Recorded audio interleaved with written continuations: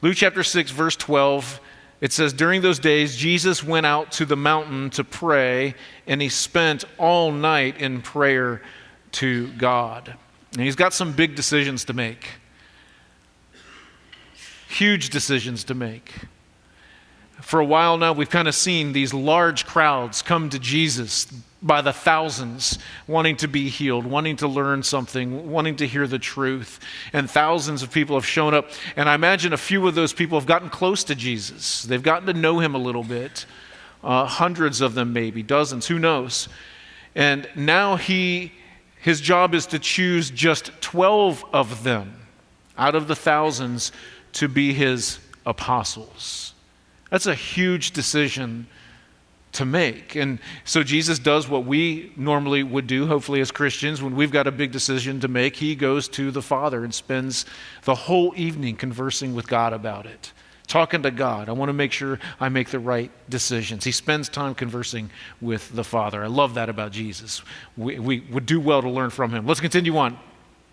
So in verse 13, when daylight came, Jesus summoned his disciples, the dozens, hundreds, thousands, whatever, and he chose just 12 of them, whom he also named apostles.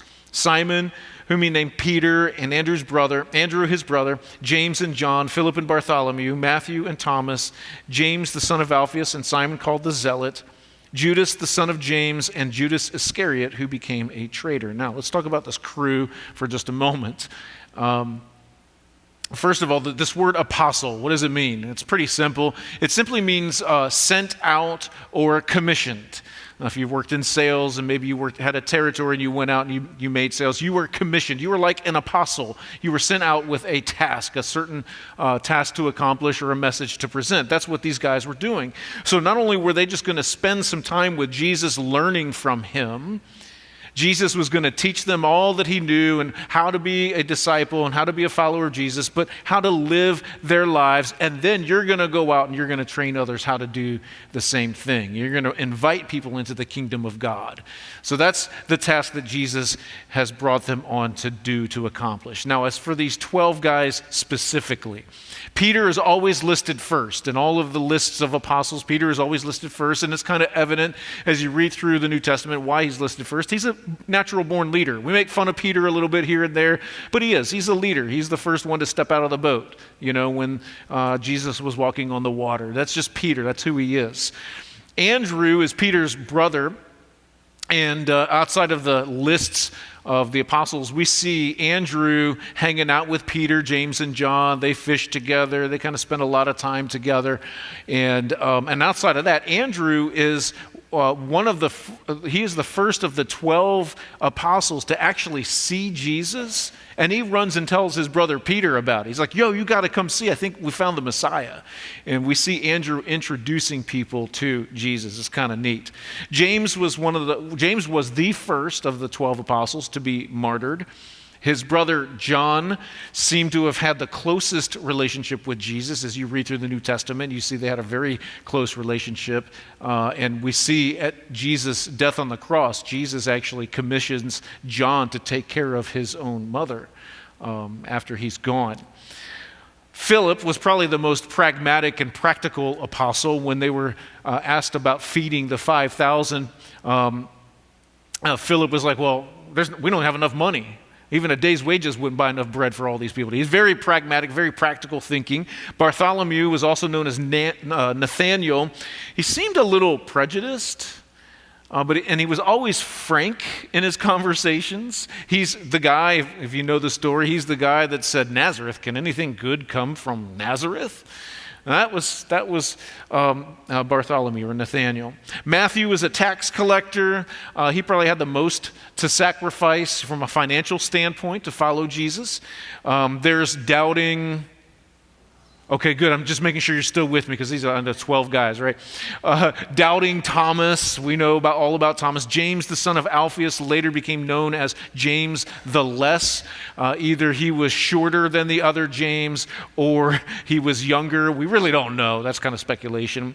Simon the Zealot. He loved his country. He was all about his country, and he would fight for his country to the death if it came to it. And then you've got the two Judases. One Judas later goes by the name Thaddeus, maybe to distance himself from the other Judas who would later betray Jesus. So you got these 12 guys, and certainly you could not put together a more diverse group than these 12 men. They just seem kind of like this ragtag army of guys, and you're like, how in the world did you assemble these men? But Jesus knew what he was doing. That's what I love. They were financially diverse. They all come from socio-economic backgrounds. They were blue-collar workers. They were fishermen. One was a wealthy man, Matthew the tax collector. He was wealthy. So they all have different financial backgrounds. They have different political backgrounds. We've got a zealot, somebody who's willing to lay his life down for Judaism against the Roman government. And right next to him, there's Matthew, the tax collector, who works for the Roman government. How do you put these guys together? And then, of course, they were educationally diverse. Maybe not diverse, but maybe diverse from the typical crowds. These guys were not well educated. When business leaders and people want to assemble a good team, they look for people that have graduated in the top 10 of their class, who have won awards, who have many accomplishments. These guys were not that smart. They were not educated. Jesus didn't do it the way normal people. They were not well educated. I'm reminded of a story of 4 guys trapped in an airplane that's about to go down. It's running out of fuel. And so they've got to grab a parachute to jump out of the airplane. Well, so just so happens there are 4 guys and only 3 parachutes. So one guy says, hey, I'm a doctor. I'm really close to finding a cure for cancer. Like, I am that close.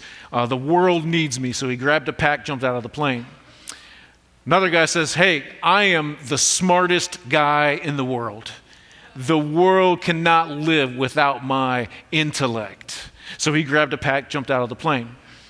The 2 guys left. One was a priest and one was a Boy Scout. And the priest looked at the Boy Scout and he says, you're young. You've got your whole life ahead of you. Why don't you take the last backpack and I'll go down with the plane? Very sacrificial, The young boy said, not so fast, Father. The smartest guy in the world just grabbed my backpack and jumped out of the plane. I don't know why I told that story other than we have these 12 apostles who, they were not very educated. They didn't know what they were doing. And so Jesus doesn't choose these 12 guys for what they are or who they are or what they claim to be. Jesus chooses these 12 men because he knows what they can become. And you think he does the same with us today? He saw them for what they could become. And this is I'm reminded, this is the church. As I look around the room, we've got a very diverse crowd of people. You could never put this crowd of people together in any other organization than the church. We've got teachers, we've got blue-collar workers, we've got rich people, we've got poor people, we've got people in between, we've got retirees, we've got young people, old people. We've got all kinds of different people, and we've got people from different countries sitting here today and watching online. And I love that the church is so diverse that Jesus could assemble us together and assimilate us with each other and in his church. He has called us to this. And I love that. He assimilates us here today. Maybe you feel like an unlikely companion to Jesus and you think, why would Jesus even choose me? What would he want with me? But he has called you to him and to this congregation to make a difference in this world.